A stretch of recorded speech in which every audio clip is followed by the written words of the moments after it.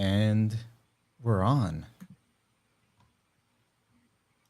I've always tried to think of like, what are you supposed to say when you go live? Are you just like, we're on? Like, hey, We're on? speaking to the void. Are we live? Yeah, we are live. We are live. People, I'm going to tweet out. What's up? What's up? What is up, fellow gamers? Wait, we can say that. What is up, we can say that fellow now. Gamers? Yeah, I just got a YouTube notification saying Just Weebs is live, so we're live. Just thinking. Okay. Does anybody watching us right now hear an echo? If you don't, that is good. It is driving me insane, but as long as you don't hear it, it's all that matters. I don't know. I don't think they will. I think you might be set. I'm going to tweet out again. Now I'm hearing you with an echo. I'm going crazy.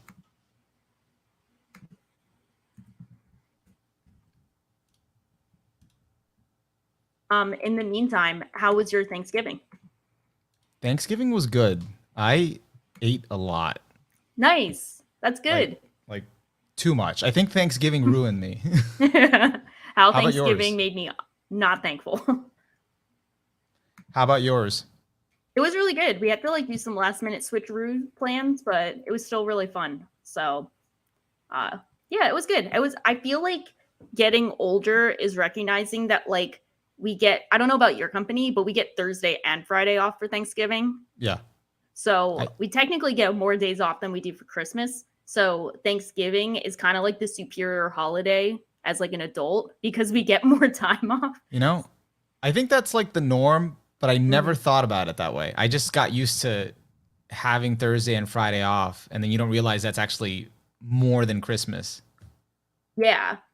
So you have to take more time off for Christmas. Yeah. Because as a kid, you would just get that whole week off. And now it's oh, that's right. It's only a day. Yeah.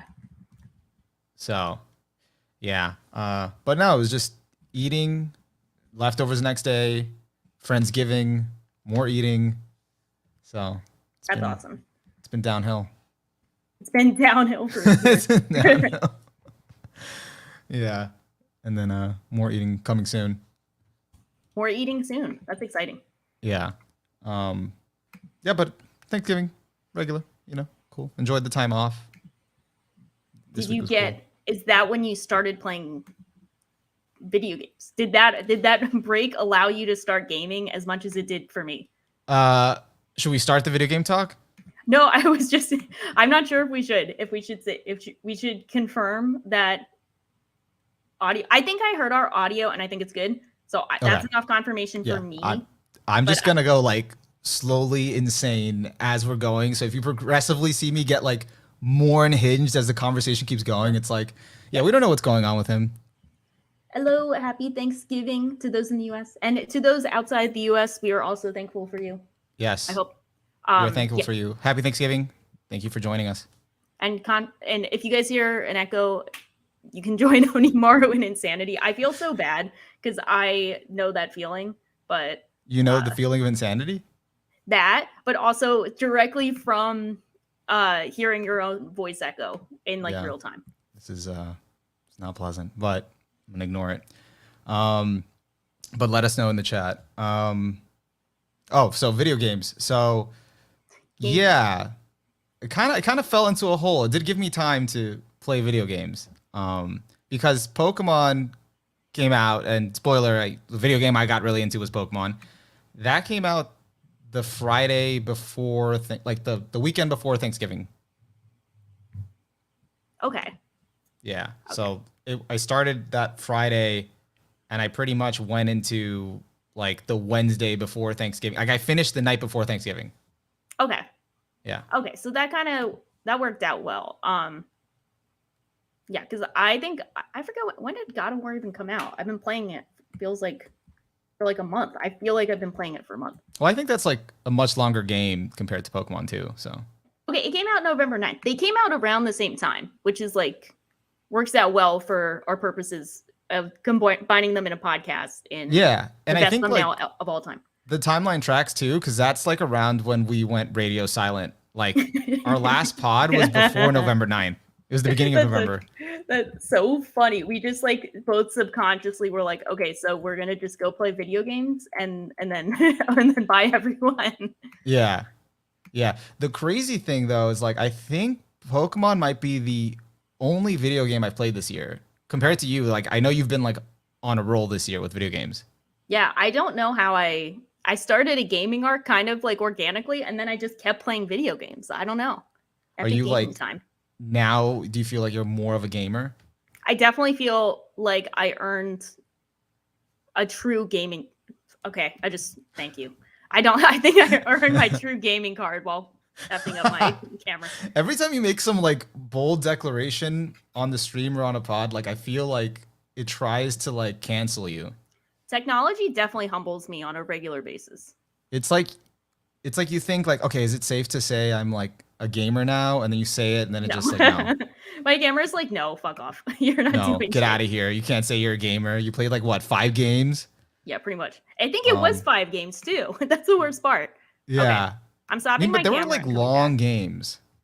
Yeah, I don't know if you're doing this. Probably not, because I think you have a social life and you're like kind of normal. Sort Like of.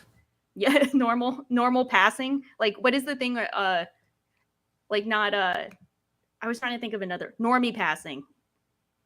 Yeah, I think I'm normie passing. Yeah, I could You're just see coming that. up with bullshit terms, and you're like, I guess that makes sense. But Yeah, like I used to have this conversation like where like me and my friends would discuss like I think we're like casual weebs or we can like yeah, pass off as casual weebs. Like we can yeah, blend in. yeah, blend into like normal society. Yeah. Um, And then when you find someone that's into what you're into, it just like that the whole facade drops. I had a thing, like I had an interaction on the train with someone who was a weeb, and it was kind of the worst experience, but I don't want to be a dick about it because I No, was with my be dad it. and sister, and we are all going to Comic-Con, which you would think would be, you think that would be our safe space. But I was talking to someone on a train once, and they were kind of like, they were getting too into the weeds, and I had just met them, like we had met 5 minutes ago, and I'm like, I already want to end this conversation, but we're on a train, so I can't do anything. So this is Can't terrible. leave. You just have to be polite, nod, like, yeah, Yeah. interesting. Yeah, great. Yeah, exactly. What was too into the weeds? Like, what did they start saying? Actually, it wasn't even about anime. They just were like, oh yeah, I have this like nose condition. I have this sinus Oh. condition. And it was kind of like, I don't really need to know that, but thank you. It was just like, it was like a classic weeb interaction of like not being socially aware and being a bit too awkward. Oh my god.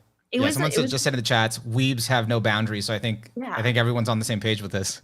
Yeah, that was like, I think everyone has those moments where you're like, please don't do this.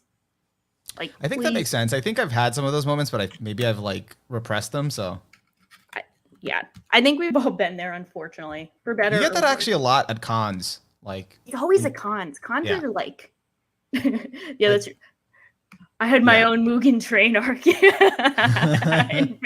It's never ending. Yeah, it was really weird. I don't know. Yeah, I think there's something with cons where it just brings out like weebs feel like they can just like release all of the weeb energy that they've stored up forever, and it's like, you don't actually have to do this. Okay, I'm back. Yeah, welcome back. Don't say you're a gamer. I'm not saying any grandiose statements. I'm not saying anything. Don't. It's not safe here. This is not a safe space. Yeah, I'd say, oh yeah, bus conversations are probably like, they're like trains, but worse. I feel like you can get like dragged into worse on a train. So this might be bad, but like, I kind of want bus conversations. Like, yeah, like no one comes up to me.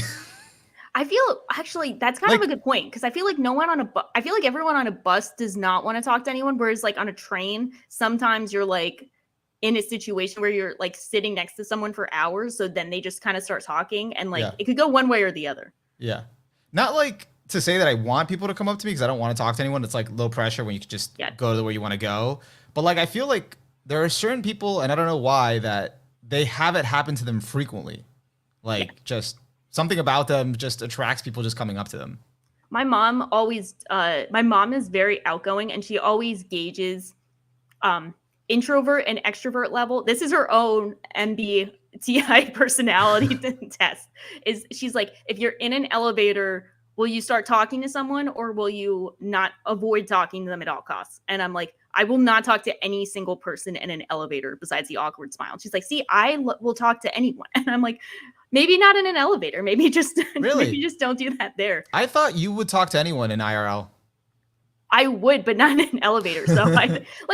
You don't want to invite that if you don't have to. Yeah, I think so. I'm like, when I take the personality test, I always get like 51 extrovert, like 49 introvert. So I feel like it's a situational thing. I get like, I think like, it's like, I actually get categorized as the introvert because I'm like 49 extrovert, 50, like you said, one extrovert. Yeah. But it's like flip-flop from you. Yeah, like so it's flip-flop. Yeah.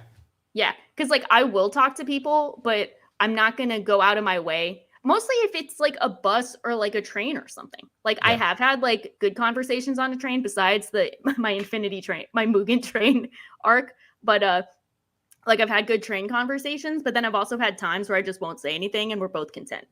Yeah. Like you're in your lane, I'm here, we're good. We're all in our lane. So this is a good question. Are we going to speak about the Game Awards? I have thoughts on this for when we start the episode, but I'm not sure if you have.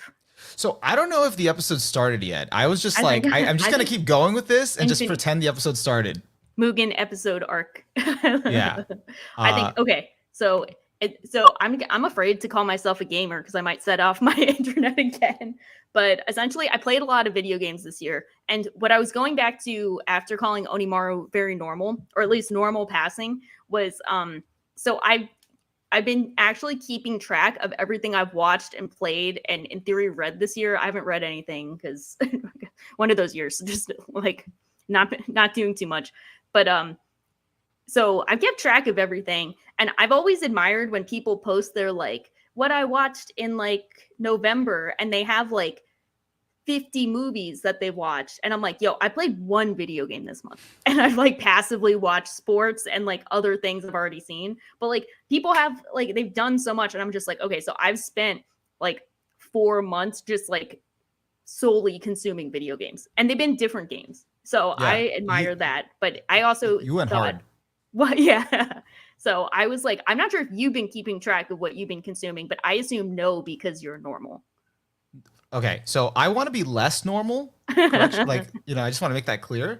I wanted to keep track since the beginning of this year, and then like the months just passed by, and then I never started like the list, and I was like, all right, fuck it. I can't justify going back. You could though. You could, if you remember, you could justify it. I could. I actually remember most of what I've watched this year. So that means you have a better memory than I do. So you're set. Well, because I've like been actively trying to watch things. Like this year was like my film kick year, so I've been watching a lot of films. Kino arc. Yeah, like just stuff that's good. But with video games, yeah, like I saw you were like playing a lot of games, but like the thing is, video games are so time consuming that I personally just always put them off. Yeah.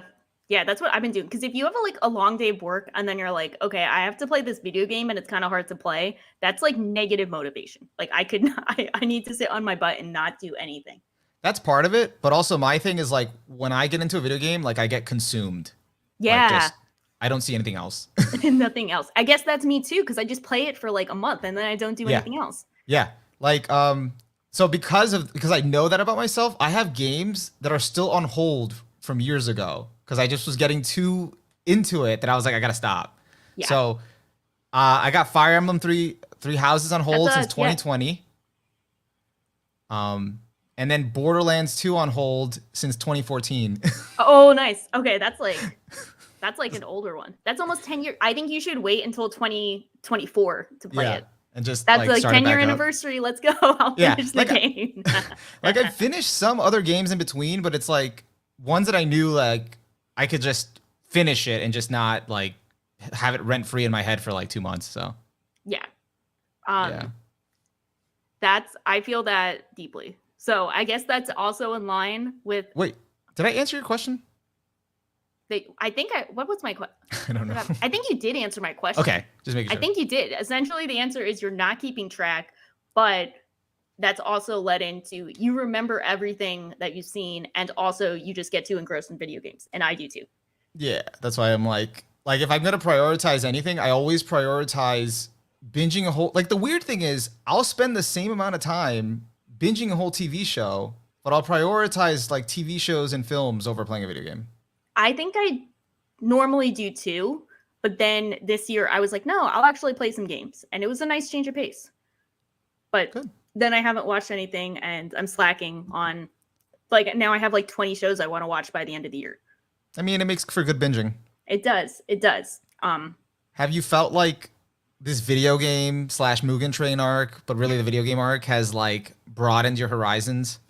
Yeah, definitely. So, this has been kind of cool because so what kickstarted this is I wanted to keep buying games and I have too many games that I haven't finished. So I was like, okay, I actually have these games. I need to play them before I can buy new games. Yeah.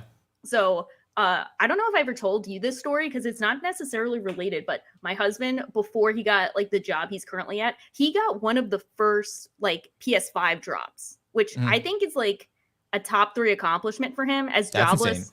It sounds really jobless and really like touch grass and like it sounds like I'm insulting him, but like to everyone who knows how hard it was to get a PS5 when they came out, they understand that I know that how is hard like, it is. So yeah, it was like her I want to call it I mean, Hurricane. it's still hard Yeah. technically. Yeah, a like it's PS5. still hard to get a PS5, which is really weird. But it is like a tremendous effort that he like sniped this Twitter link. He doesn't have a Twitter, so I don't even know how I found it. He's got his Twitter link to an Amazon drop of the PS5, and he got a PS5, and then he got my friends who do have Twitter and Discord a PS5 as well. So he got the whole squad PS5s. PS5s. So I think that is like a heroic effort on his part. It just sounds like your husband like has a guy. Like he has like a hookup. It sounds like it, but he does no social media. He has no connections. So he It's just the old found school it. way. Yeah, It's like a he guy was, up like- the block that can hook everyone up. Yeah, he's the guy. You know, he's the connect. But he also would like, so he got the PS5. So we've had it since I forget when they first came out. I think it was in 2020. So it was like COVID lockdown time, and we have the PS5. And when the PS5 first came out, they had all of the like PS4 classics that you can like download immediately and play. Jesus, not again. I was bragging too much. So they have the so they have like all these PS4 classics that you can download for free and play, because that was when they had like no games. It's actually like now they still have no PS5 games, but whatever. Yeah. So this included like Bloodborne, The Last of Us, God of War. I don't know what else was considered a classic PS4 game. I'll have to look into it. But so I downloaded Bloodborne and The Last of Us. I already had God of War. So it was like Persona 5 Royal, like all of these games, half of which I had already played and half I hadn't. So I downloaded Bloodborne. This was like 2 years ago. And I finally started it this year. And I always thought like, I think I started it when Elden Ring came out, because I was like, I can't buy Elden Ring if I don't actually beat one of the FromSoft games I currently have that I haven't beaten. Yeah. So I was kind of like, I'll play Bloodborne, and if I can actually beat it and enjoy it, then I'll try Elden Ring. And I actually beat it, which is ridiculous because I'm so bad at games. And I was shocked that I could actually learn how to play this game and like make progress. Yeah, you gave me hope that I can play one of those games, because I always thought that was like not in my wheelhouse. I think you can. And I think if I can do it, literally anyone can do it. Like, I think, no understatement, it took me 100 tries to get past the first stage. I don't think that's an exaggeration. I think so you're basically saying you had all these games that were just piling up and you had to just play. I literally had to play them before I could get another game. Both by myself and my husband was like, you're not getting more games. You have to play the games you have. So that's actually like one of the reasons why I also like completely like just stopped trying to play games, is because I had just games like piling up that I would never get to. And then it just started feeling like more of an obligation versus something I actually wanted to do. So I was like, you know what? I don't care. I'm just like not going to buy more games and just not going to worry about it. That makes sense. It gets stuck in the loop where you're like, I have to play the games but then they don't feel like games. Apparently it's going to be tough to get a PS5. Thanks, Drex. I didn't know. It's going to be tough like that for 3 more years. Like PS5. I think because of the like the chip shortage or something like that. Damn, It's really tough. that's awful. Yeah. I know a guy. You know a guy. Yeah. I still haven't exactly. gotten a PS5. I've been holding off because I'm like, one, it's hard to get. Two, I have no reason to get it. I don't play games. But I was gonna hold off, I think, for Kingdom Hearts 3, but I think that was on the PS4, so it was fine. was. But now I have to get it for the next Final Fantasy 7 remake part. Yeah, I have that Yeah. too. Yeah, so I have to get it for that. I think that comes out on. I was playing that on PS4 though, so you could play that on PS4. No, they're making the next part for exclusively PS5. Oh, okay. Yeah, now you Yeah. gotta get it then. So We can finally have to do get we it. can do streams together. We can play it on my PS5. we could do that. That finally comes in handy. Yeah. But yeah, so the PS5, I think it is really cool and it definitely loads things really quickly, but I don't know if I feel like it's that much of a I think it's just like the technical stuff. Like it does look better and it's cool. Like it does really great, but I don't think it's like a huge difference between PS4 to PS5. And I say that not as like any kind of flex, more as like a reassurance that you're not really missing that much. Gotcha. For now, until they come out with PS5 only games, I guess. Yeah, because so they haven't had like a purely PS5 game really. I don't think so. I just hear that PS5 just runs a lot more smoothly, and then it's like visually kind of like really beautiful. So yeah, that's pretty much, and yeah, I'd say that's a good summation. Like so I heard you can't play Cyberpunk, the video game 2077 on PS4. You have to play it on the PS5 for it to be good. I did start Cyberpunk after watching Cyberpunk, so I fell into their marketing trap, and it's been okay so far. But I'm also kind of like, I was getting kind of bored, but that might have just been me because it's such a big open world that I got really like overwhelmed. This is a question, like this is how I feel in general, where it's like sometimes open world games are just really overwhelming for me. I'm like, there's too much. Yeah, I get that. But I also think like those are the ones I get most consumed by. Not that I've like played a ton of open world games, but in trying to figure it out and the learning curve or whatever, like I get really into it. Yeah. So. Oh, that's good to know. China keeps putting pressure on Taiwan, and that's where the chips are made. We're currently okay. We'll get chips eventually. That's good to know. Thank you, though. A long time ago, I started playing Skyrim, and like I think that was like my first time like really playing a real open world game. Yeah. And then like it was a lot, but I could see myself like getting like really into it, and I was like, yeah, I'm not doing it. you're like stopping yourself. You're holding yourself back from getting super into it. Nope. This will be the next 60 hours. Can't do it. What is the new Pokemon game open world? So that's the thing I wanted to talk about. So transition. Basically, hey, nice transition. We both, I think we said it earlier for anyone that didn't hear it. We both like got into video games past month. Shaw played God of War, the new one, Ragnarok. I played the new Pokemon and finished it. Wait, did you play the original God of War? Yeah. The PS2 one? Sorry, no, the one before this, the 2018. Yeah. Okay. Yes, I did. I want to play the original PS2 one, but the hardware issue is like the main stopping point. But I know what happens in the original God of War. They don't offer a digital download for it? I think they have a remaster for God of War 3, but I don't think they have it for 1 and 2. I think it's only on PS3. Okay, that's weird. Which is the only PlayStation I don't have. Huh. Okay, we can get into that. I still have my PS3, so if you want to borrow it. God, okay, I will trade you one PS5 for one PS3. Easy, Sounds easy good. peasy. Yeah, easy. Because it's weird that because I remember I first played Metal Gear Solid, which was for the PlayStation on a PSP. It was just like a digital download. You download it and then you just play it. So I don't know. I thought they would do that for God of War. I don't know what the situation is, but they don't have it for PS5, I think. I don't know. Okay. I will look into it. But yeah. Right.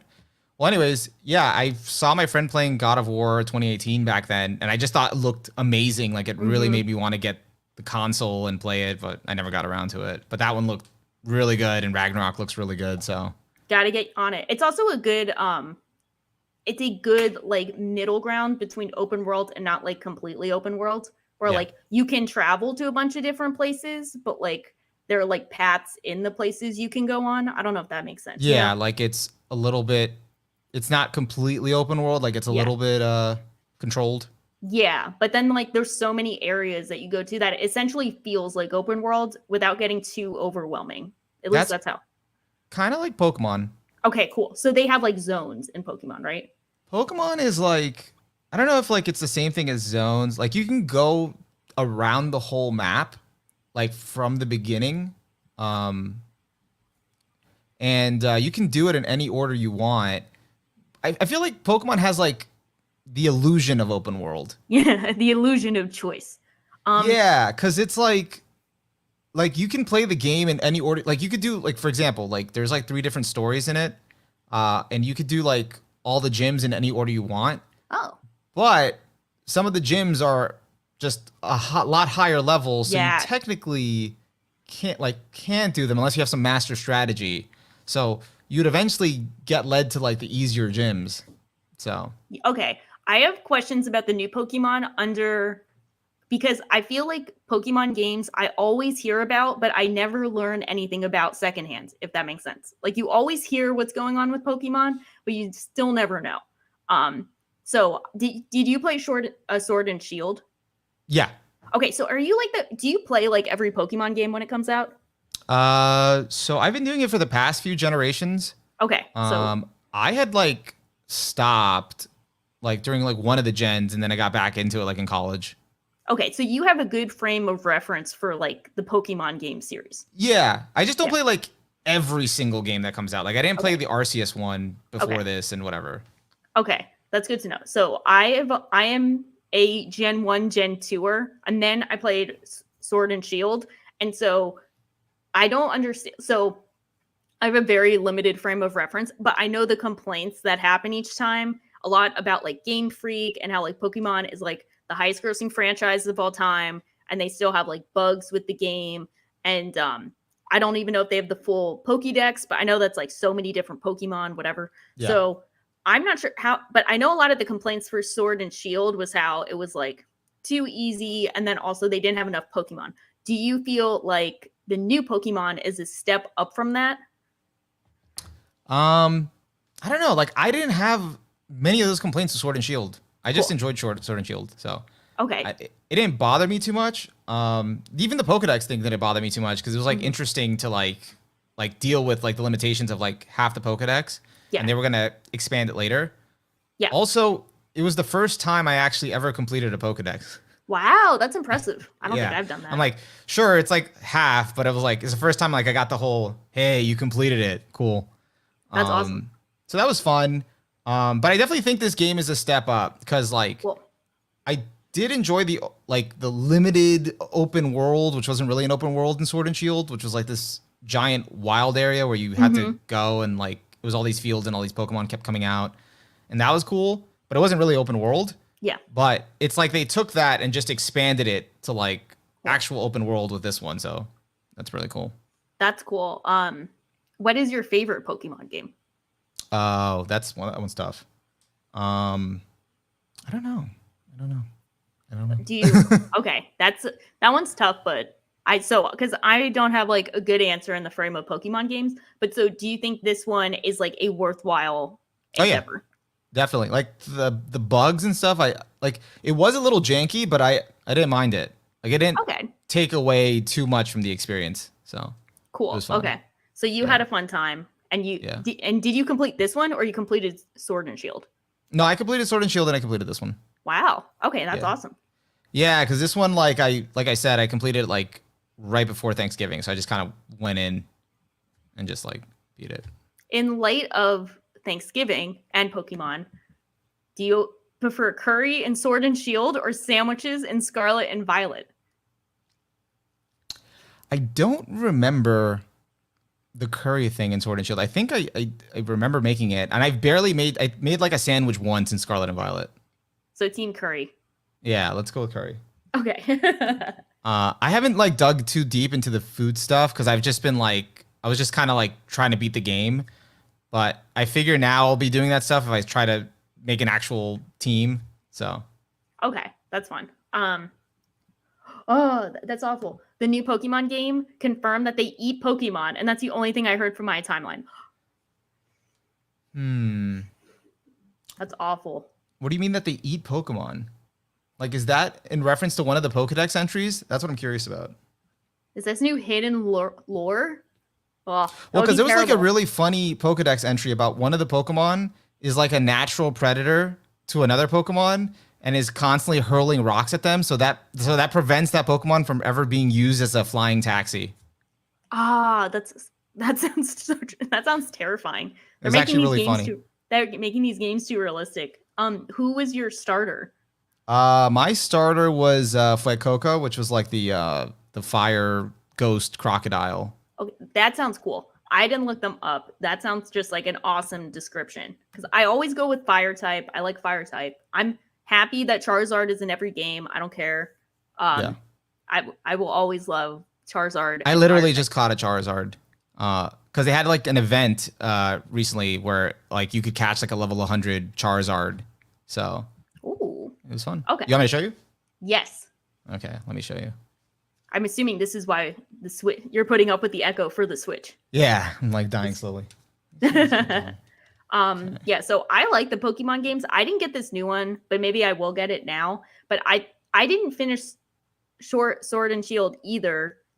I don't know why. There's no good reason. I think I just beat the game and then I was like, okay, I'm good. Oh, this is cool. Okay, so So this is your so you just ride around on this yeah, this motor Pokemon. yeah, pretty much. Like it's like your way of traveling through the world. But let me really just get cool. off this. So that's a Charizard. Nice. So you just like you could send out your Pokemon and they just fly like around behind you or walk around behind you. So kind of like Ash in like the game Yeah. with his partners. Okay, that's cool. Yeah, sorry if it's like the volume's too loud, guys. Let me know if it's too loud for the game. This is the good background music we always needed for the pod. Yeah, and then like yeah, I just caught the Charizard, so he's like a 1 HP. Wow. But this is the starter. It like evolved. Yeah, That's so funny. I was like very iffy on all the starters and their designs because I wasn't sure which one I wanted, but I typically go with fire, so I was like, Yep. okay, so that's what I went with. But let me show you the how this works. So pretty much you like unlock more abilities throughout the game. It then this thing flies can- and drives. Yeah, so it can glide, and then it Okay. can climb walls. Like as you go through the game, you unlock more of those things, and then you can pretty much go wherever you want. It's pretty cool. And that also makes it fun because you can pretty much go around the whole map at the beginning of the game, and it Wow. just becomes easier. So like, there was like one point where I had to get to another city, and like I was too lazy to find like the actual route to get there, so I just started climbing walls and just was like, fuck it, let me just So this seems Yeah. like actual open world, yeah. like full-fledged open world. Yeah, like you go around. I think the only thing I meant by like the illusion of open world Yes. is like this is the order I did all the stuff. Like Yeah. it shows you an order, like whatever you choose. But like technically, like I think the game sort of leads you in like a recommended way, but you could still find ways to like break out of that. Like, Cool. because if you go to like another part of the world that's like too high level, you're probably gonna die. But Yeah. you can find ways around it. So, That's yeah, so awesome. that part was fun. And then That's just awesome. riding this Okay. thing. Okay, that's definitely more open world than God of War. So that's more. Oh yeah, really? Well, God of War is like you can travel anywhere, but like if you see a rock formation, you can't always climb it. You know. Oh, okay. Yeah. And then like you like walk around and you see like these packs of Pokemon like here like staring at you. Are they gonna? I saw one girl do a thing where like her character like twirled, and then all the other Pokemon twirled, and it was so cute. I think I can do that. Hold on. Let me see. Need to just try that. I'm twirling, but he's not twirling. Yeah, it It's was like, like- that, and then the other Pokemon. Twirled. He's like, I'm above that. Yeah, Charizard Some is do known that. for not. He's in his adolescence phase. Yeah, this one. No, the one that I was talking about is this one. This is a Tinkaton. It's like a fairy. With a hammer. So it's a natural predator of Corviknight. And like it hurls rocks at it with its hammer. I remember Corviknight. Yeah. So he was in I think the last game. Yeah, Yeah. So yeah, I really enjoyed the game. that's really fun. awesome. That's cool. Yeah, it was a ton of fun. But with God of War, you're saying it's so you can't like. How would you describe that? Like where you can't like it is open world, but like what do you mean by zones? I guess. Okay, so I guess it's also similar to like it's similar to in a way to like Bloodborne and not Elden Ring, which is like full-fledged open world, but like so if you're in an area, there are like you can generally walk over like 80% of it, but you can't really if you see some rocks, like you can't always climb up a rock, but they have designated areas that you can climb. Okay. Oh, okay. So it really like leads you. Yeah. Yeah, but then it's also like some areas are like a giant open space that you can walk in, but then it's not always a case of like so like you choose where you can walk, but you can't go over everything. Okay. And what about the story? Is that all like linear? Yeah. So it is like yeah, so I don't know how to describe it in terms of like it's like most of the game there's like a very linear path of like this is where you go for the next step of the story, but you can always go to other areas and do like their equivalent of like arcade mode, like side quests and stuff. So it's very much like there are definitely points where you can go off and do different things that aren't necessarily the story. Okay. But it always goes back. Like you can't like really change the outcome of the story. That's kind of like linear. Yeah. Okay. Yeah. And there's a big theme with like the second one on like prophecy versus like, how much control do you have over your own fate? Like what determines fate and prophecy? So like this would definitely not be one where they would have like, your decisions choose the path kind of thing. Okay. Got it. Yeah. I mean, like Pokemon story is pretty linear, but the interesting thing is with this one is that it's separated into 3 stories that you can like tackle. Like you cool. Can choose what order you want to do them. Yeah, I like that a lot. That's really cool. Yeah. So like I chose to finish one of them first and then the other one, and then I left the gym one for last. But I was like doing them like simultaneously, like chipping away at each one. Yeah. And then I finished one and then went to that one. But then like spoiler, I guess, like it has like a final like 4th story, and then you have to finish all the other 3 to get to that one, and that's where the game ends on. So that part is still like you can't pick the order for that one. That's cool. Yeah.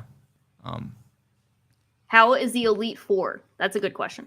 The Elite Four was surprisingly kind of easy. Wow. Yeah. It was kind of interesting because like they brought you into a room and they started like interviewing you. And they gave you like all these interview questions, and I'm like, what is Hunter's this? exam. Yeah. And then you got into the room, and then in like previous games you like keep entering a new room, and the Elite Four like the member is like waiting for you there. Yeah. Here they all just walked in. Like the next person was done, then they shouted at the next person to come in. That's not as cool. I like when you progress and you go to another themed room, and then they like roll up on you like, yeah, punk, what you gonna do? I need that sense of here was like they just walked into the room. I was like, all right. I don't like that as much. I'm next. That's what I felt with the other Sword and Shield. I felt like it was almost a bit like too much like clinical sometimes, and how they do like the gym presentation. And I kind of miss that. Like maybe it's just me being like a Gen 1, Gen 2er, but it's like that sense of like working your way into the gym and like, working past them. And then they're like just these psychopaths as like the gym leaders or Elite Four. And they feel like really intimidating, Yeah, like I feel like maybe they're also kind of skimping on it because with the 3D hardware, they can kind of like they don't want to like do as much, or they can do less. The limitations. Yeah, that's true. Yeah, but I actually really enjoyed the presentation for Sword and Shield. Like I get like the stadium kind of made it all the same, but I did like that final battle against the champion. Yeah, I felt pretty hype. I like the giant Pokeball where you do the giant thing and you make your Pokemon giant. The Gigantamax. Yeah. Yes, I like that. That, and I actually liked the legendary battle more in that game, like than this one. Like, cause you have like the battle with the legendaries at the end. Yeah. I feel like, I don't know, it was more flashy in Sword and Shield, where here it was like a little bit more regular, I guess. Got it. And who is your favorite gym leader in this one? That's tough. Let's see. Oh no, that's an easy answer. Okay, so my favorite gym leader was Larry. Larry? I'm looking this up because I have no concept. Yeah, so Larry is the normal type gym leader, and his shtick is that he's like a normal salary man. That's so funny. Yeah, Wait, that's so funny. I looked him up. he's hilarious. That's so funny. Like you literally find him like after hours, like eating at like the local like I guess udon shop or just having food. And then That's he's so like with his funny. briefcase, and he's like, "All right, I gotta, I can't do overtime. I gotta fight you." Larry. For those who don't know, Larry. Larry's great. That's actually really funny, especially if his Pokemon type is normal. I love that. Yeah, yeah, and he has the whole shtick about being an everyman, I and love that. working regular hours. He's like the Um, guy from Jujutsu Kaisen. yeah, That's he's so actually funny. he's actually also one of the Elite Four members. So you end up fighting him twice in the main game. Is he kind of? I guess he's not tough the second time. So So the second time, his boss forced him to change his type for the Elite Four members, for the Elite Four stuff. So he uses a flying type for the that's Elite so Four. funny. Yeah, yeah. That sounds so funny. I love that. Yeah, like I don't know if it was because like I was over leveled by that point, but I kind of just like breezed through most of it, and it was all right. It was good. Yeah. Well, that makes me sad. I always want them to be tougher. I don't know. I mean, it is still tough. Like I think the end game stuff was pretty tough. Like the Okay. the last story, yeah. That's So cool then. As long yeah, as like one part is it's pretty tough tough. in the sense that like I think like once you get to level 50 in the old games, like nothing really starts presenting a challenge. But here, like they try to keep it to like level 70. Cool. Okay. Yeah, That's good. That's yeah. good. Yeah. So it was a good time. At the end of the day, when I finished the game, it did feel like it's still like the Pokemon formula, but they like spiced it up enough, like changed it a little bit where it feels different. Yeah. Because at the end of the day, you still had to face like a team, like and here it's Team Yeah. Star. So you You got have the Team Rocket equivalent. Yeah, the Team Rocket Okay. equivalent, which is always like a side like story going on in the main game. Yeah. You got like the whole legendary thing, and then you got the gym battles. So it's like they took all of those familiar stories and just split it off into like as if they're their own arcs, and then you just choose the order. Gotcha. Yeah. Did you play Diamond? Because Drax was talking about Diamond in terms of the Elite Four and Diamond was much harder. I don't know why, but they programmed them for competitive play. I don't know if I played Pokemon Diamond. So I didn't play Diamond. I I played did. Platinum, which was the like third Original. game for Yeah. that generation. Okay. Because I did Golden Platinum, right? No, Gold and Silver. That's different. Yeah, like I've played like every generation, but I've skipped games. So Yeah. Yeah. like I played that gen through Platinum. I didn't play. These are the remakes, so I didn't play Brilliant Diamond, and the other one, Something Pearl. Yeah. And what else did I not play? I don't know, but yeah, I didn't play that one. But I get the story for the gen. So Okay. Yeah, that makes sense. Um and then hello. favorite Hello, boss in Yeah. Ragnarok. Yeah, so I guess I can go on about Ragnarok. I thought you had played God of War 2018, but I guess it's not doesn't make as much sense without that context. I mean, I really wanted to, We can make it happen. I think but you'd like it. I don't know I think I any would too. It looked really I, cool. I don't know any of your preferences for video games besides what we just talked about with Pokemon, but given your love for great visuals, I think God of War, the new ones. I don't know the original ones. I think for the original ones, like for their time, they also looked really good. But God of War 2018 and 2000 and Ragnarok, just kind of like ridiculously great looking video games. And I want to talk about something related to that in a second. But for this question, favorite boss, I think it might be Heimdall. It might have to be Heimdall. That was a really cool boss fight, and I hate Heimdall, so he's not my favorite character. But he was very he fit the part very well. Was he in the previous game or was he only in this one? Just in this one. Okay. So he's a great boss fight though. Very unique, very interesting. I don't know if you've seen this discourse or if you've sanely kept away from it, but like I've seen, now that it's gaming season, like the gaming award season, I see a lot of like really dumb discourse related to like what people value in games. Like for the other side comparison, people saying that like Elden Ring doesn't have a story kind of thing, and then other people saying like God of War Ragnarok is only good because of graphics. And since, you know, the graphics conversation kind of comes up for both like Pokemon having glitchy graphics or whatever, and then God of War is only good because of its graphics, how do you feel about like the importance of graphics in video games? I mean, I feel like graphics are important, Yeah. but it's not like the end all be all. Like the story in Yeah. the game, the experience has got to be good. Yeah. That's like like key. Because if you have good graphics but a boring game or not an engaging game, what's the point? Yeah. But like I feel like in regards to the Pokemon conversation, even though like the glitchiness like didn't bother me too much, I do feel like there is like a certain standard that needs to be met for like Yeah. what you're paying for. So like if they did this like every generation after this, like glitchy games, I'd be annoyed. Yeah. I'd Especially be with like, Pokemon. Like they've made so much money through Pokemon. Like there's no excuse. yeah. For me, I'm like, okay, I'm cool with this because they're probably gonna release a patch like 2 months from now that's gonna like fix everything. Even though that's like past the point of like relevance for me, but Yeah. at least it'll be smooth by then. Yeah. But they can't keep doing that like on launch. Yeah. 100%. Yeah.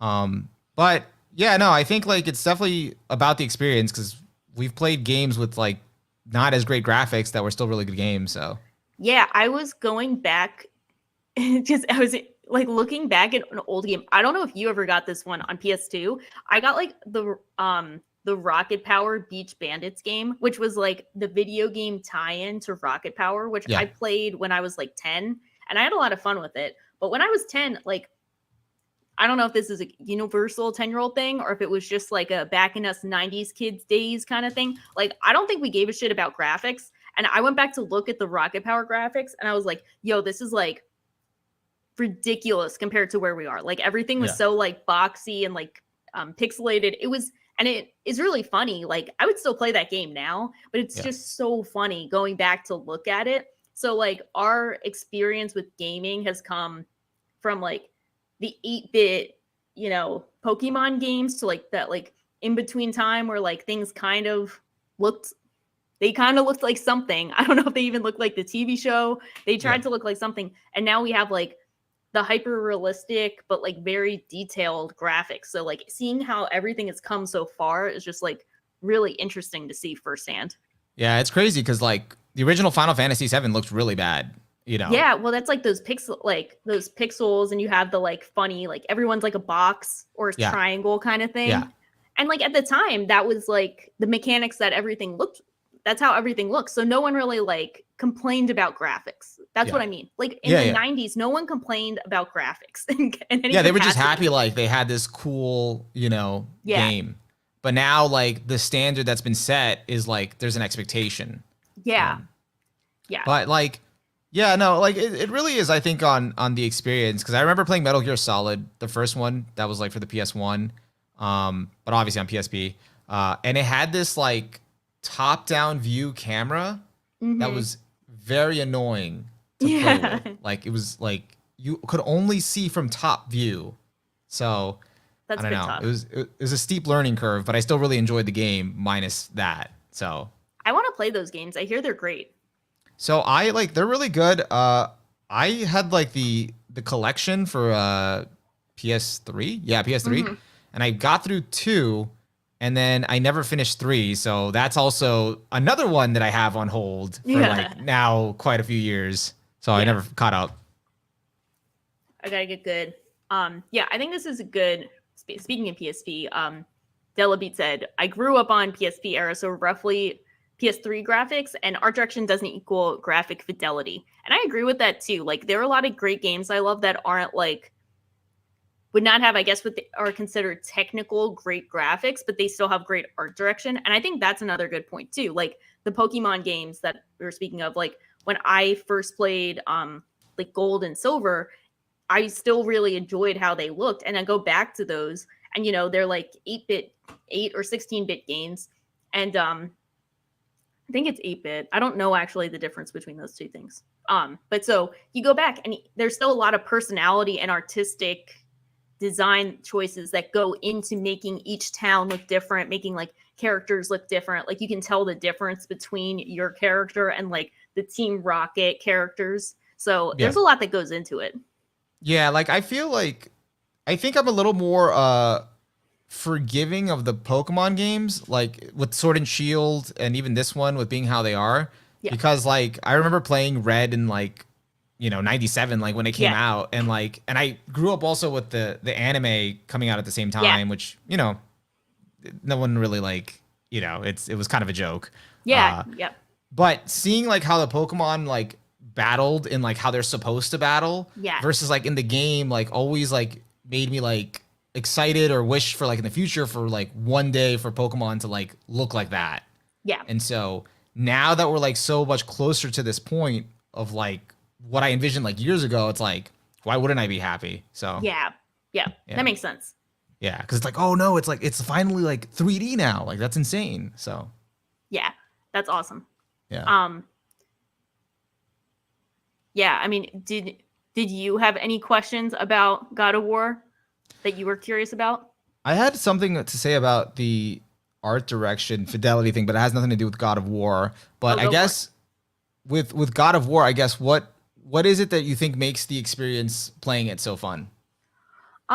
So I was thinking about it back with like the first game because I played the first game a while ago when it first came out and I really enjoyed it, but then I replayed it and I feel like at least for God of War 2018, this is connected, I promise. God of War 2018, I feel like it was just kind of like the perfectly packaged and paced video game. Like it did everything really well in terms of like what it set out to achieve in terms of being like having like a really strong narrative, great characters. It was one of the first games I think where it was like every scene felt like cutscene quality. So you would have a cutscene and then it would go right into gameplay and you could not tell the difference. And That's awesome. yeah, I remember that being like a huge like selling point. And like when you go and play it, you're like, this is like insane. Everything looks like it's a cutscene essentially. And then I really do enjoy the gameplay. I do like how it works and how, you know, there are very basic ways to go about it, but you can do a lot with like not customizations, but like the combos that you can pull off based on like what you choose as like your super strong attacks and like how to utilize like ice and fire, like depending on which weapons you use. So there's a lot of like in the weed stuff you can get into. And then I love the story and how it, you know, resonates back to the original game, which I hadn't played, but I know a lot about. So I feel like it was really thematically cohesive. And I was thinking about this.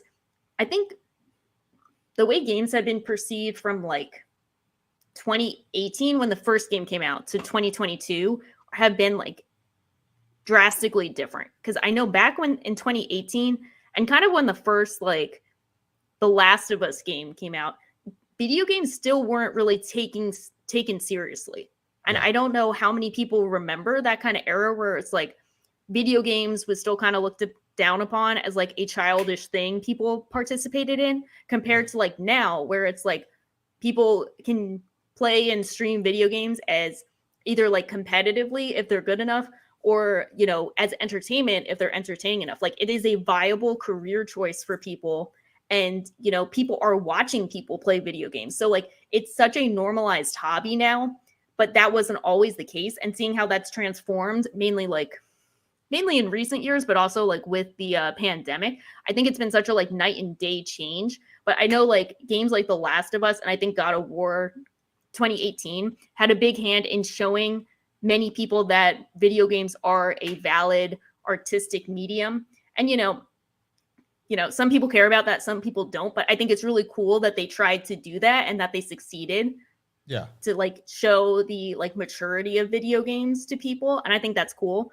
But then I think for God of War Ragnarok, they kind of continued with the like strengths of the first one, but they touched upon all of the little criticisms people had. Like they made the gameplay more dynamic, they added more content. So they made it feel like more of like a video game that was fun to play. Not that the first one wasn't fun, but there was just so much more to do. So I think it's just really fun to like dive deep into, experience the story, but then go off and like do your own thing too. Yeah. Yeah. Long-winded answer for it's fun. Well, like I guess from what you're saying that they did take away some stuff from 2018 that made 2018 better, or So I think you know, I don't know if maybe it's not the best source, but I like Donkey's Dunk View on God of War Ragnarok, where he said like in the first game you had such a like straightforward story that everything felt so like perfectly paced and cohesive that it was like, you know, perfect, like, I don't know, 20-hour experience and then you're done. This one, there's a lot more like twists and turns in terms of like, you know, where the story is going. It almost feels like two games in one. So at times it can feel a bit bloated. Sometimes it's not always like super like perfectly paced, I think. And I think adding some of that kind of takes away the like tightness of the first game. But at the same time, I think it's more fun to play. So so if the first one works better as a story and not as much as a game, this one works better as a game, even if it's not as tight as a story. Gotcha. Okay. Yeah. Okay, got it. So first game is more like cinema. This one is more like just a good video game. Yeah, but both are like kind of the same on in terms of levels. Like it's really negligible. Like it's not like they're both peak, but it's like different types of peak. Different peak. Yeah. That's cool.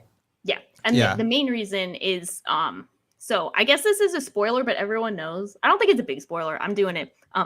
The main reason is for the first time you don't always play as Kratos. You also play as Boy, you know, his son. Oh, that's crazy. Yeah, so you can play as Atreus, and they make that go back and forth. And so, you know, playing as Atreus is fun, but it's not necessarily as fun as Kratos because you spend most of your time focusing on like how to play as Kratos, and Atreus's playing style is very different. So sometimes you just want to smash stuff with an axe, but then with Atreus, you got to like get good with like shooting and like doing other stuff. But it's still a cool switch up, so I appreciate it.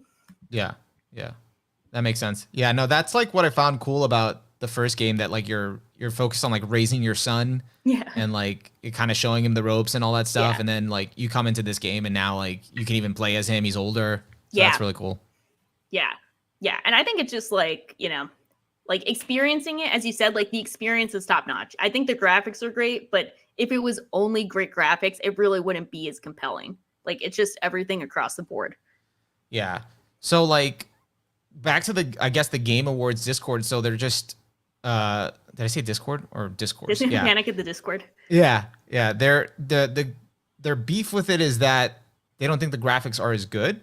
No. So I think summarizing the Discord or the discourse, the Discord discourse. So essentially what's up is, I think what the Game Awards are going to come down to, as people have already stated, is it's Elden Ring versus God of War. So you got which I heard from, I did hear that criticism of like, oh, Elden Ring, like story's non-existent. Yeah, well, so you get like you get the like ebb and flow, and it's all kind of dumb. So God of War Ragnarok came out, and I can talk about this in a second if we want, or we could overlook it. But some people were kind of criticizing God of War Ragnarok for being too much of a AAA game and like not revolutionizing itself enough. But they said that kind of like right when the game came out without really playing it. So I felt like it was I felt like there were a lot of criticism towards God of War Ragnarok for being a AAA game more than God of War Ragnarok as its own individual game. You know what I mean? Yeah. Like kind of like, you know, it's kind of like when a Marvel movie comes out and like people just criticize it because it's a Marvel movie compared to like how it actually is as a movie, you know? Yeah. But so with that, people were kind of criticizing that. And then people were saying like, oh, the gameplay's bad, like whatever. It's not as like, you know, people just like it because it's a movie. And then other people play the game and they're like, no, we like it for all of these reasons. Like there's more to it. But then kind of counter to that, they saw that like for the Game Awards, Elden Ring was nominated for Best Narrative, and people were like, "LOL, what narrative?" Which has like the backlash of like, just because a narrative isn't like explicitly told to you like in a movie like way through cutscenes doesn't mean it doesn't have a narrative, and so that leads into like the like I don't know. I think it leads into a lot of bullshit between both. Yeah, and that's an interesting conversation that I could think could be a bigger conversation, but I just remember I was like interested in Elden Ring only because like I heard George R. R. Martin like crafted the narrative. So I asked a friend who was playing like, oh, how's like the story? He's like, what story? you know? So I was like, okay.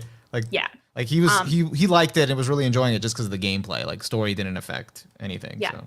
Well, I think it's one of those games where like there's a lot of environmental storytelling and you kind of learn about it from other people Yeah. too, like in the game. So like you kind of have to put a lot of pieces together yourself, which is really cool, but it's also not for everyone, you know?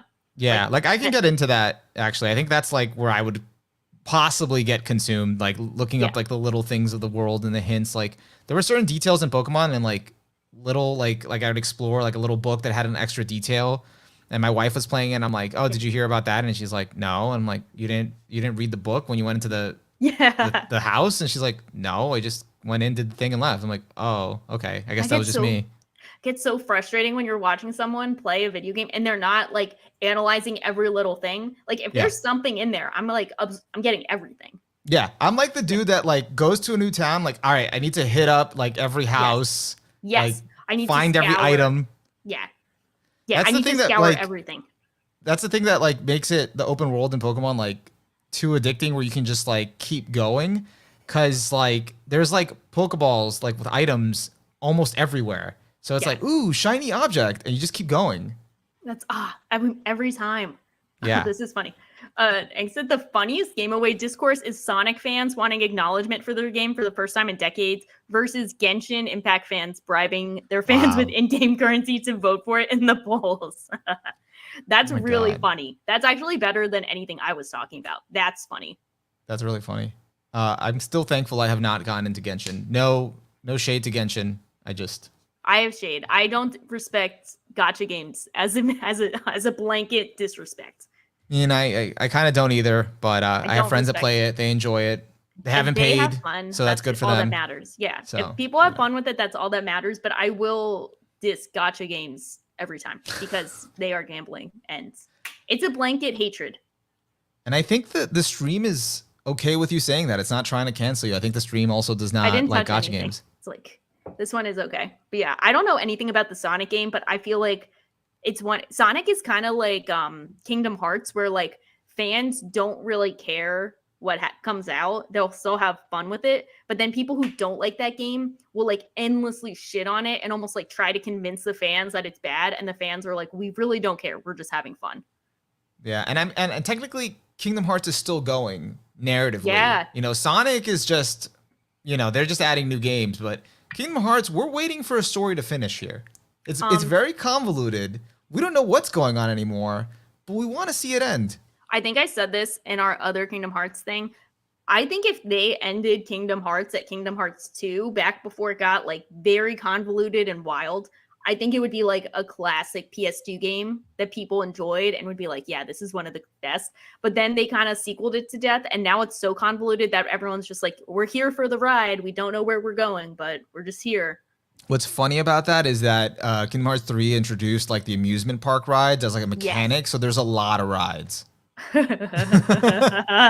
Like that's so true. And yeah, that's so true. And it's one of the most convoluted mechanics that makes Kingdom Hearts 3 like feel very bloated. And it's like it doesn't always work. And and that's the thing, you can't always turn it off. So if you hit the triangle button at the wrong time, you're just like, here we go. Fuck the fucking Ferris wheel or Through the roller teacups coaster again. Oh my god. Yeah, it just felt like it made gameplay feel very bloated. Whereas in 2, it was like, okay, let's just perfect kill things.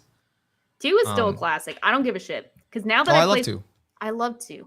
I played so many video games that I'm like, okay, where is Kingdom Hearts in my top now? Because it's staying in the top 10. I don't give a shit.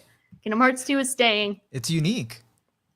But for those of you still with us in the chat, you can clearly tell we haven't been keeping up with a lot of anime. Yeah, we have not. We'll get back to it, but not today. So not today. Do you have a sense of like what your favorite video games are, or is that no? Don't do this to me. No. I feel like I haven't played enough. By the way, I never played The Last of Us. I never played it either. Oh, I have it downloaded.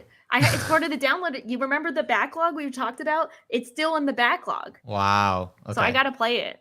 Yeah, I have a ton of games I haven't played. I mean, let me think. I mean, Kingdom Hearts is definitely a favorite. 2 or actually either 2 or Birth by Sleep. Those are like my favorite Kingdom Hearts games. I haven't played the other ones. I should probably play Birth by Sleep, but I just like don't want to get into it. Birth by Sleep is cool because at least it's a prequel. So yeah, it adds more lore, but it doesn't get too convoluted because it's still like prequel stuff. True. Yeah. Yeah. So. Okay. Tom had this point. I have heard the same sort of criticism Elden Ring got for its narrative thrown towards the OG Bioshock, and I heard people performing more direct storytelling, but you can't entirely dismiss the other. If you're saying what I think you're saying, which is essentially like it's a fair criticism, but you can't entirely dismiss it as a storytelling mechanic, I agree, because I like environmental storytelling like OG Bioshock, and I've enjoyed it for what little of Elden Ring I've played. So I also agree with that. I think also, to be fair, Elden Ring criticism, I feel compared to the overwhelming praise, is so minuscule that it's like, yeah, it exists, but it's not really that impactful, because I feel like that's kind of the case for most Soulsborne games where like they get criticism, but like everyone is such a like every Soulsborne fan is such an adamant defender of it that like I think Soulsborne games get away with more than any other game, you know?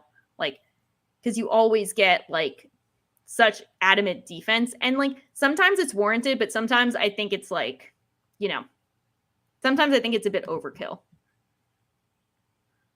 Don't mind me. I'm trying to like remember if I have a favorite game. Trying to remember my opinions. I feel that. Yeah, I never really actively thought about it. I think like Metal Gear Solid's up there too, the first one. That's cool. And Disgaea Hour of Darkness. What's that? That's a PS2 game that I really liked. Oh, that's cool. That sounds cool. It got ported to hell like on other consoles and like, you know, it came back a bunch of times and had a bunch of sequels, but the first one I think is still my favorite. There's so many games that like I want to play, but I don't want to play them on my laptop and port them or emulate them. I want to play them on like a handheld thing, and it's so tough to do that. I love handheld games. Great stuff. I love handheld games. Devil May Cry series, I want to get into that. I think as a lover of stylish combos and button mashing, I think it will be like a favorite video game series for me. Yeah, I never got into it, but it was always one of those that like looked really cool. It looks so much fun. I just know it'll be fun whenever I get to it. I still have yet to play Persona 5. So that's on the list. Persona 5 is like, I think it's like a weeb like coming of age thing. You know, it's like a weeb what's the word? Where it's like crossing the threshold. Like, I don't know what to call it. But you got to play Persona 5. Persona 5 is like one of the most fun games I've played, just like in general. I had more fun organizing my life in Persona 5 than I do in real life. Actually, wow. Okay. Which is not saying much, but it is saying a lot. I mean, I got to get to it. My friend finished it. My wife finished it. So it's like, you got to do Persona 5 Royal because that's like the added one. So you're at a good time to play it. It's in the other room, just waiting for me. You got it. I got to finish 3 Houses. Oh, you know what game I like? I really like Bravely Default. That was fun. What is that? It's from the creators of Final Fantasy. Oh, cool. Actually, let's see. It was a handheld game.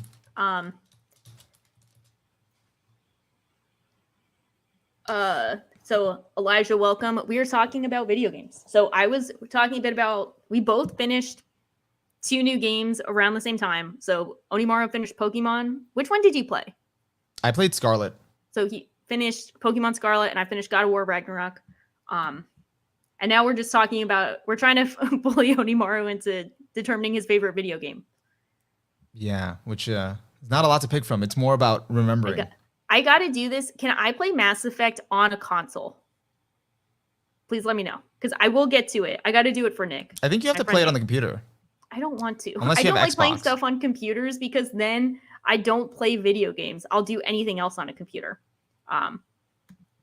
Yeah, and then referring to my comment, kind of talking about FromSoft and like the weird criticism their narratives get. There are much more you can roast FromSoft from. Like they have run through every possible synonym for plague to name their bosses. That's true. That is true. And they always got the swamp. I don't want to go to the swamp anymore. Get me out of the poison swamp. I was actually playing. Oh, go ahead. I just wanted to respond to Angst. Yeah, 1 and 4, really fun. I bought D2 and 5, and I think they're just sitting there collecting dust. I never played them, so for Disgaea. Disgaea is like a tactical turn-based RPG. That's what it is. Oh, kind of looks like Yeah. Canyon Stocking. Yeah, it's like very cartoony. It has very quirky humor. Let's go. I can play it. Let's go. I can play Mass Effect on PS5. I love that. Did you make a backlogged? That's like a mal, but for video games. No. Do you not want it? This is how you get less normal. I mean, I don't actively think of video games. I just don't. Like, it just, as it comes up, I'll play them, but nah. I mean, I probably should. Do you have one? I do, but I don't update it that much. I do have a limit to the amount of database tracking websites I can use on a regular basis. But yeah, I have one. Yeah, I don't know. So I have my top 5 games, but I don't know. Yeah, what are your top 5? Let's ask someone that actually has one. So my all-time favorite game is BioShock. It's just like, it might be my favorite thing ever. I have to replay it. But so I have been having BioShock Infinite sitting in my Steam library since like 2014. So that's it. That's what got me into BioShock. And I think it's a really great game. I think people kind of retroactively have had a lot of criticism for it, but I don't think it's that, I don't know, like it's valid, but I think it's a bit over. I bet it's, I think it's a bit too much. So Infinite is really good. And then the original game is my favorite of the two. I think the setting is like the coolest thing of all time. Would recommend both of them. I think they're both fun. Okay. And then I think number 2, I have Shadow of the Colossus, which is originally came out on PS2, but I never got to play the PS2 version. And then I didn't get to play the PS3 version. So I played the PS4 version, which was kind of like, not like redone, but it was remastered, I guess, but with a few small changes. So I played that one and it looks absolutely gorgeous. Would recommend. I think it's great. And it's a very, that's my claim to snobbery cards with games. It's a good, it's snob approved games. And then what's been on my list for years now that I think about it? Nier Automata. Oh, I played that one. I have hot takes on that one, but everyone loves it. So you should definitely play that. Okay. Well, talk about it. Yeah. if I ever get around to it. I have to replay it. But sorry. Continue. Yeah. That one's definitely another Weeb one. Like that one and Nier and Persona 5 are like Weeb calling card games. Like you got to do it. I think they even came out in the same year. They did. Yeah. I think it came out the same year as a Breath of the Wild. That was definitely the best video game. Like crazy year. And then I got Persona 5 Royal. Persona 5, I got to finish Persona 5 Royal. Then I have God of War, the 2008 one. And then and then Hades, of course, my game. I made it. Not really. I wish I made it. Wasn't there something else you played that was like amazing?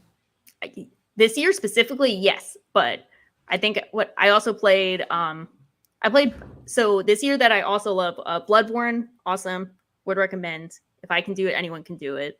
Zelda Breath of the Wild, also amazing. Played that for the first time this year. And then I also played Disco Elysium. I played that right before this. That one is also really cool, but definitely very different from all of the other games because it's essentially a visual novel. I always get stuck with visual novels. Is that why you don't include Umineko in your top 5? I don't want to get into the problem is people consider it a game and then other people don't. But like, I guess it's a video game, but I don't think there's much like value in the like, is it a game? Is it a novel? Like, I don't think there's much value in that. Like, if people want to consider it a game, I'm down with it. And if they don't, I'm also down with that. I just mentally consider them like visual novels, but like sometimes I'll call them games, but I don't know. I see some of the like dumbest discussions, mostly from people who haven't read or played Umineko. So I'm like, I don't care about this. Yeah. Here's a question for you. Would you play a game without a story? And second part to that question, would you like a game even though it had a shit story? I mean, it depends because like I played Tetris a lot. Like I love Okay. playing Tetris. That doesn't have a Sorry, story. I'm just saying that it would go into the category of like favorite game. Oh, I don't know. I mean, like I've played The Sims a lot. Like that doesn't technically have a story because I make the story. So like Right. I love The Sims. I think that like it if I could have like the perfect Sims game, which would be like Sims 3, but it doesn't crash my computer every couple hours, like that's probably my favorite game. But I always run into so many technical issues that I feel kind of weird putting it as my favorite game. But I think The Sims are like probably one of the best gaming franchises ever. And I know people don't consider them like real games because they're not like competitive or whatever, but like those ones don't have stories and they're like the feats that you can do in The Sims are like ridiculous. So I'd say yeah. Okay. Yeah. And then like, Yeah. you have like other games like Tetris that you can play. I don't know. We played like Flappy Bird back in the day, the true goats of mobile gaming. But like those are really fun. I don't know if they have as much of an impact, but I know The Sims does. Sims is definitely one of my favorites. Yeah, I never got the appeal of The Sims. I was just like, I don't get it. Well, it all started when I got 2000 gateway computer. That's like back when gateways were a thing. No, most people do not know what that is, and that's I know what a because gateway is. yeah, if you I know what a gateway is, you already understand. vaguely remember it. And so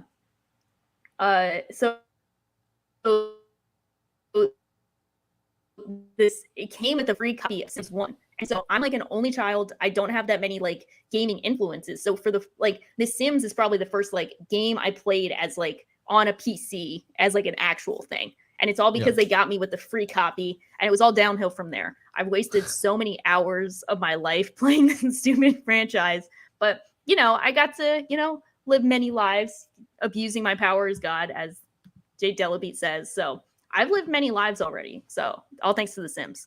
Well, that's good. That's I good. would not do that. I wouldn't do that thing though, where like people make their crush and then they make themselves and then have themselves date their crush. I wouldn't do that. I would just make like a ridiculously powerful, like evil superstar person who gets really rich and like takes over the town and like terrorizes them. That's actually like cool, but also concerning. Yeah, exactly. There's no good way of coming out of the Sims where you're not concerned. So Yeah, like I don't know. I've just seen my wife play it, and I just, she points out like she made a version of me, and then like look at what you're doing. And I'm like, I don't know why I exist in this game. yeah, yeah. I did like some people do that as they're like, okay, this is like me simulating real life. I don't want to do that. I want to create a fictional empire in I The Sims that has no connection to me. It's I just feel its like own thing. you want to conduct social experiments. That's what you Yeah. want. I'm essentially isekaiing my own like mental image of like the Kardashians, but they're not really the Kardashians. I made the like own family thing, and then they like take over every sector of the town. And in The Yeah. Sims 3, you could like buy places and like get like you could buy public parks and stuff, and then you could get money from that. So I had them like literally own the town. It was pretty fun.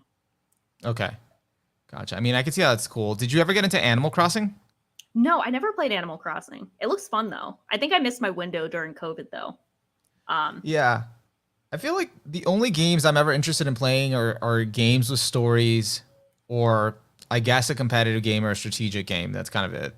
Okay, so you want there to be some kind of goal. You don't want like the open sandbox games where you just kind of like, mess around for an hour, like blowing something up or like trading coconuts. I think or shells. Yeah, like that's just never interested me, because then I feel like for me personally, I feel like, oh, this is like a waste of time. Like I'm not doing anything. Yeah, it definitely is. I feel equal amounts of wasted time for The Sims as other games, but that's kind of one of the like the appeal of The Sims or like Animal Crossing type games, or as Angst brought out, like Roller Coaster Tycoon, those kinds of games, is I like just kind of chilling and like doing it as like that, so you don't have the mental focus, like when you talk about like if you've done work and you feel too stressed out to play a game, but then like you don't want to watch a TV show, but you want to do something. That's when like The Sims comes in perfect, because you're like, okay, I can just like go mess around and chill, but I don't have to have the pressure of like really focusing on what I'm doing.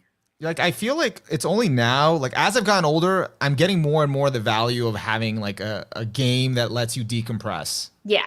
Yeah. So like I didn't understand that when I was younger, but now I'm like, okay, I get it. Like it just kind of lets you unravel, like not unravel, but like decompress for the day. Unwind. There you go. That's the word.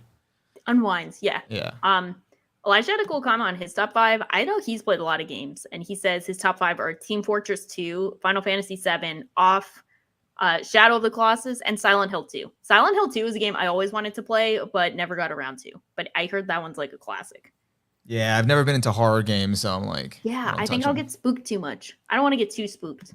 Although my friend has been telling me for a long time to play Resident Evil 4, so I might cave.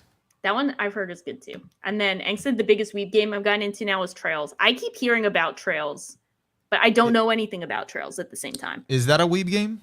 I think so, but I don't know anything about it. So it's one of those things I always hear about it, but I never like dig too much into it. You know which game I liked that didn't have much of a story, but like it was like an experience? Portal. Oh, I liked Portal. That was really fun. Yeah. Yeah, Portal was fun. I played the first one, and then I don't think I played the second one, but I watched my friend play part of it. Yeah, the second Portal one's 2. collecting dust in my Steam library. Oh no, there's so many. I know I do want to. I started Undertale. I have to finish that, and I do want to play Omori. I have that one. I think I have Undertale too, and not Undertale 2, but like Undertale also, and have not touched it. Yeah, there's so many games I do want to play, and then it's so little time. And then I play The Sims, and it's like, no, absolute waste of time. Yeah, because like then with like a movie or a show, you can kind of get through it, but then a game, like you're stuck playing that one game, like you said earlier, for like 2 months. I do this so The Sims have this thing called like legacy challenges where you essentially do like 10 generations of the same family, and you have either certain challenges or themes that you have to fit. Like, say you have to do like first generation, you have to have like certain amount of money and 3 kids, or you start off with like no money and whatever, and you go through it. And I always like have these grandiose plans for doing one of them, and I never follow through. Like, I've never followed through on one. I'm just like, no. Why not? I always want to. And then, well, here's the problem. If I did it with Sims 3, my computer keeps crashing because the game is just like it takes up so much memory that like you can't run the game. Then if I play Sims 4, they made it like infinitely less fun to play because it doesn't have as many features, but it runs on your computer sometimes. So I'll start playing The Sims 4 and then I get bored and I don't want to keep playing. So I'm like, okay, I'm done with this. And I want to go play 2 or 3, which were the best games. But I feel like we're not going to get to that point because EA is shit. So we're done. It's all over until I get a really good gaming computer and then become a Sims 3 streamer. Yeah, and then just make that your livelihood. Yeah, I don't even know if I could because I would just be in the zone. You like see if anyone would be into my weird legacies. I think they probably would be. Fingers crossed. Let me know. Like, comment, subscribe for just do it. just Sims. Just rebrand Sims channel. Sims channel. Yeah, with no, I was gonna say something about I don't have anything to say about The Sims. I don't know about The Sims too much. But speaking of not video games, I recently caught up to the Hunter x Hunter chapters. Did you? Right, like the latest Same. 2? Right before this? Crazy. We are cooking. So yeah, if we have to talk about that again, I'm completely content because we naturally covered the content right before we got some of the craziest information we've gotten in a Hunter x Hunter chapter in like, I don't know, like 50 chapters. It was pretty insane. Like I saw people talking about it in the timeline and I was like, yeah, you know, like what could have really happened? They always do this. What could have happened in 2 chapters? They always be talking about the chapters, but what actually happens? And then you watch and then you read it and you're like, oh, okay, here we are. Yeah, I was just like, whoa. Like this has me feeling something. What the hell? Yeah. These flashback chapters are kind of a game changer. Okay, so I'm interested in asking you, because I think from previous pods, I think you've mentioned like usually when something is said in a flashback or like a character's whole backstory is like told, it doesn't usually change or affect you that much as to what you think about them, even though that is like the intent a lot. What about in this case? This is the exception because I've been saying I've always wanted more context, and this is the context I wanted. I always wanted this. So this changes it, but I'm still not like completely there because I think we still have a few couple like there's Loose still ends. a few like gaps in information that I'm really curious to see. But this has definitely improved my opinion on the people involved in these chapters.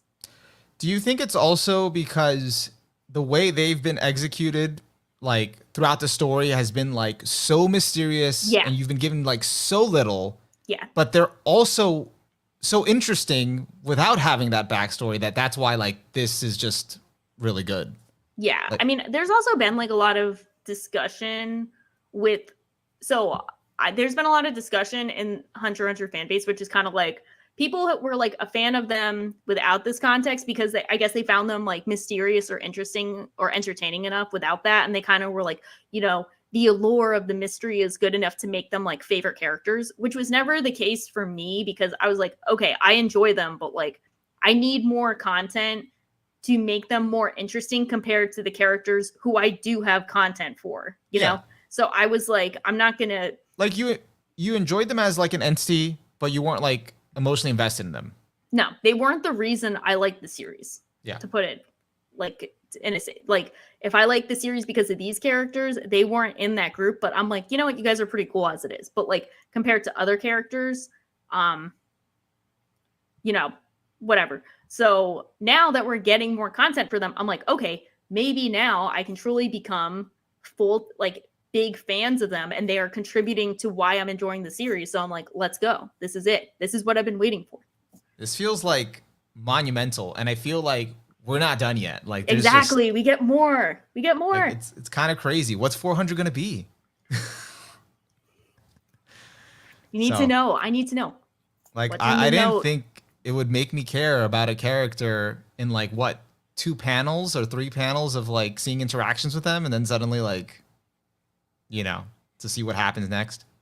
Here If we you know who I'm are. referring to. I know what you're referring to. I was just like, my heart sunk. It's like, how are you making me You know feel what this? was funny? You know what was funny? Someone pointed out, when Tagashi joined Twitter and he just posted the drawing of the tree, the like the rough sketch of the tree, and then that got like 1 million likes and stuff. Yeah. Like that was like his first tweet. Like when people confirmed it was like his real account. That Oh. tree showed up in this chapter, and I was Yo. like, there it is. I There didn't it even is. It's realize the that. tree. And it's the tree. It's been literally here the whole time. Did he have the bag drawn in, or was it just the No, tree? it's just the tree. Okay. It was just the tree. Jesus. I have to show. I'll send the message to you. I'll be like, look, it's the tree. I think I've seen it. I think I saw it. Yeah. I like Togashi's just metagaming all this. He's like, I've had this planned. First, I years. blow up on Twitter. Then I post the tree. Then the tree shows up in the chapter. Let's go. Mind blown. It was crazy. Like I'm actually like really excited. And it feels really good because it's like, I don't know, like it just feels like such significant stuff happening in just such a small span of chapters. We back. And you're like, I'm not used to caring about Hunter x Hunter this much, but here I No. am. I've been rewatching it, so there's also that. Oh yeah, Ty has been watching Hunter x Hunter, and he's been watching it without me. Wow. And so he's like, yeah, I'm just gonna go watch some Hunter x Hunter. And I'm like, Do you feel okay, like proud, like a little tear just wells up in your did. eyelid? I was like, I don't like that you're watching it without me, but I also am proud. I'm like, how is it just watching it by yourself? He's like, this is great. I love this. Were you thankful about that during Thanksgiving? Did you give thanks for that development? I didn't. I should have though. Maybe that's for Christmas. Thank you, Okay. Santa. Thank you. He's gonna have like a Hisoka figure sitting right by, on one of the shelves, in your house. His top two are Killua and Hisoka. So it's a matter of time before There you we go. get. And it's so I was watching like the early content knowing Hisoka is so funny. Like that one part of the Hunter's exam where they're on the island and they have to get each other's badges. Hisoka just sits there with like a cut on him and he has all the blood butterflies swarming around him. He just sits next to those butterflies next to the tree for like 2 days. And it's so funny in retrospect. I'm like, what are you doing? Like you're just sitting here dwelling on a tree. Yeah, I don't know.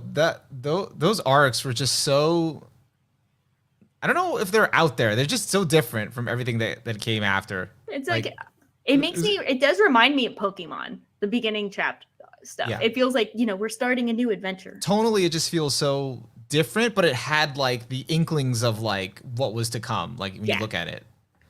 It makes me But so happy. I'm like, oh, here we are. That like the little hunter, the like hunter march. It's so cute.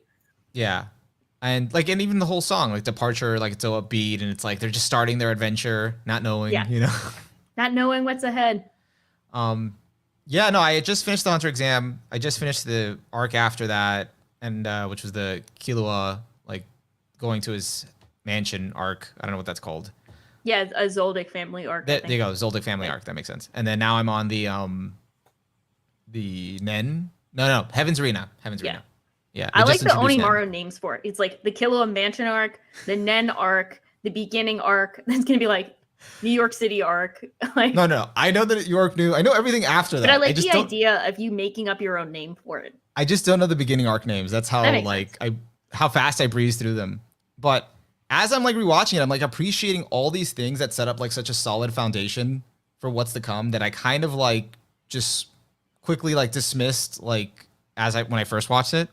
And it's like, okay, like, you know, why Gon and Killua's friendship is so strong and like what it means to him. It's like, oh, that's really good. My sons.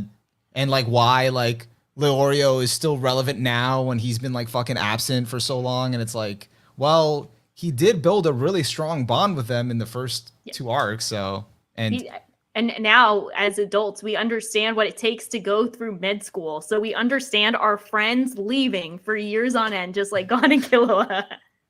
also logically, like him going to med school, like what else are you gonna do with his character? That's his goal. He has to go to med school. Yeah. What And is he he gonna go stays on like there.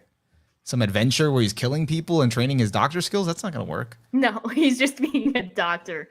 Wait, that's so true. Hisoka is patient as fuck. He was also sitting in the hallway in Heaven's Arena for a minute waiting for. Yeah, Hisoka just sits around waiting for our characters to. I do literally stuff. just finished that episode last night. Like literally, I was just thinking like he's been sitting here, like he's throwing cards at the wall, he's like how building bored he is. like what is he thinking about? Is he just sitting there and he's like just building stuff? He's He like sat there for 7 hours. He did because they were like, "What time is it? Oh, we have till midnight. All right, we're gonna come back, learn Nen, and then we'll get through." And then they come back, and he just smiles like, "All right, cool." I knew it. I called it. And I love my friend Selena was finishing the Heavens no, what is it? Grid Island arc.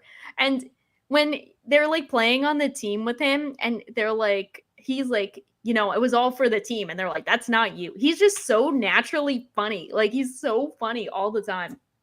I just the other twist was I was watching this in the dub. Yeah, how does that going? You know, I didn't like it from the beginning, but I wanted to be able to multitask. I wanted to refresh on the knowledge of Hunter x Hunter while doing something else. I didn't want to be limited to having to look at the screen. But it's been a sacrifice. It's been hard. You're doing this to keep it out of your favorites. That's why you're giving it the handicap. It's been okay. Like I got used to it and it was fine. Like my wife like heard like a snippet of like an episode I was like playing while on TV and she was just like, "This isn't it. What are you doing?" And I'm like, no. I'm trying to multitask.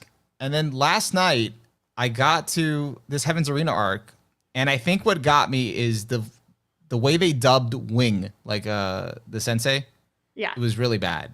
Like that's your breaking point. Is you're it like, was. you're done. He was just monotone. Like he's explaining Nen as if like someone just died. Like, and I'm like, why is this so lifeless? And at that point, I'm like, fuck this. I switched to the Japanese, and I'm like, yeah, he sounds super encouraging. What the hell were they thinking?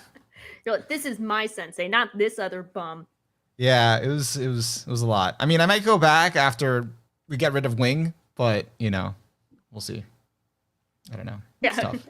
I think I didn't know the general, dub can make the show baseline less is enjoyable. If there are kids, I've known my rule with dubs is like if they voice a kid, I'm probably not gonna like the dub voice, so I stay away. Yeah, there's been some moments that have like the hype has been lessened because of the voices or some awkward line, and it's like, yeah. I mean, the kids are okay, I think. Although my wife did say that Gon just sounds awful. Like I think what was the word she used? She was like, he just sounds like not as excited or something, and I'm like, what? He sounds like a kid. He sounds normal. Yeah, and Gon's voice acting is like one of my favorite parts of the whole series, especially the later content. So like, if they fuck up Gon's voice, I'm like, nah. She was like, why does he sound depressed? And I'm like, he doesn't sound depressed. He sounds upbeat. You're like, it's like not upbeat enough. Not my boy. But it's been nice, like refreshing, because like I was binging through, like remember like the manga chapters, and there was a lot of things I didn't remember. Yeah. So I didn't remember that Kurapika had a sensei for Nen, and they just introduced him. Like, okay, there it is. It all makes sense again. That is valid though. That character I don't think even had a name. There's so many characters that I just like forgot along the way. Oh yeah. And they're just, I mean, that's valid. Back, and I'm like, oh. Oh, it all makes sense. They were just like Zetsu, Hatsu, and I'm like, what the fuck is that? What the fuck, Sue? And now I'm just learning about it. I'm like, oh, Ten, Hatsu, Zetsu. I don't think they mentioned this again. All right. I don't think you need to know any of this. He took Gashi is like when he's like us when we like play a video game. He gets like super down in the weeds and it's like, I don't need to know that ever again, and then like moves on. I was actually started to think about his writing process while I was watching this history. I'm like, I wonder how he just decides to randomly bring this back. And I think what he does is he just has all the master notes and he has it all in his head. He just reintroduces it back because he never forgot it, even though we did. Because I think like the way Togashi's head works, and this is just a major assumption, but I think it's like that Crollo fight versus Hisoka. Yeah, I can see that. That's just him, how he processes everything. He's like, okay, Like, he had that Gon moment during that fight where he's like, I can finally let go. I can stop holding back. Here it is. And he just dropped the weights, but it's like words. It's all like... Finally, worthy, strategic enough characters that can handle what I think. Oh, it's great. Like, yeah, that one, I forgot what I was going to say. It's so funny. Did you ever read the Hisoka backstory written by the Tokyo Ghoul mangaka? No, I didn't. Is that canon?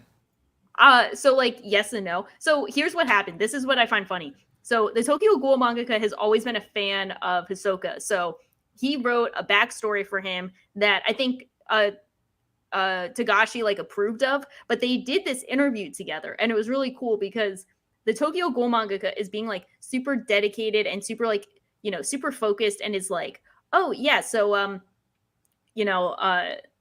Hisoka, I noticed like whenever you write him in these certain situations, it will end with the different types of playing cards. So like when he's angry, it'll show a spade, but when he's happy, it's a heart. And Togashi's like, yeah, he does that. I didn't notice. So, I was gonna say, can I guess? And he's just like, oh yeah. That's like so funny. It was like, it's like, oh yeah, I guess I do. That's awesome. Good note. So I'm like, how does this happen? That's like I think we talked about this before with the Godfather. Yeah. Like the theory about the Godfather that like oranges mean death. Yeah. In the Godfather. Like, because every scene, like there was a death, there'd be like an orange in the background. And then they told the director that, and he was like, huh, I guess there were. Okay. It was just a coincidence. They might be doing it subconsciously, but then they're like, oh, wait a minute. That was what I was doing. It's like when people look at, like, because I think we're wired to look for patterns. So if you look at something too closely, it's like, you'll find a pattern. Yeah. I love that. Yeah, it was a really wholesome interview. I love it. It was really cool too, just in general.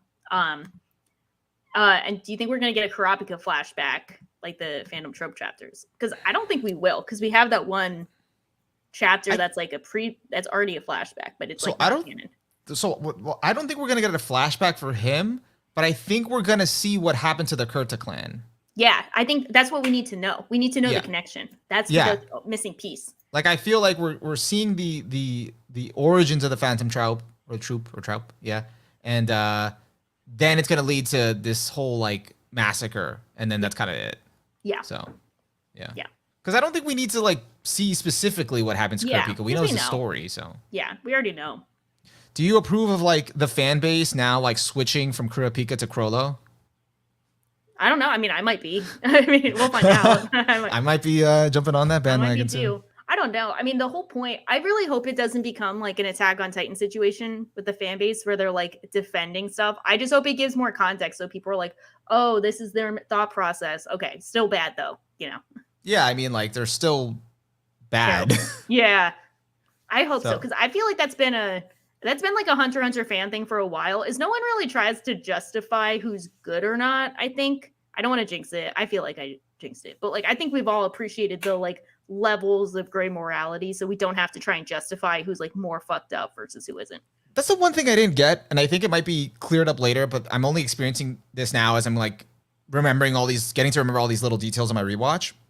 When they got the hunter's license exam, one of the guys, Satotes or whatever, told them that we have the hunter exam to like weed out like the people that would use it for bad intentions, and I'm like, I don't think that's working out, guys. I don't think that's not effective. Yeah, I don't know what they even mean by that, you know, like do they mean like individually doing stuff, or do they mean like mass scale bad stuff? I don't know. It could be the mass scale one, because if you think about it, Hisoka isn't doing stuff on a mass scale. He's just enjoying himself. He just, because I was wondering if they thought of it as more like a Puristan level where he's like rigging the exam so his own people get through who vote for him, and like he's using it as like a mass scale corruption thing. But I think they also bring that up in the latest, or in the election exam, where people don't like how the hunter exam is going, kind of thing. So that's like a thing that was like contentious. Yeah. Okay. Well, I'm very excited for the next chapter. When is that? Next week? Yeah, I mean, I think the chapter came out. I read it before it came out. Whoops. But I think it'll come out.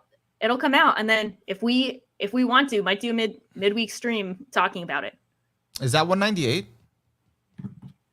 198, like the chapter. Is that chapter? Sorry, not 198. 399. 398.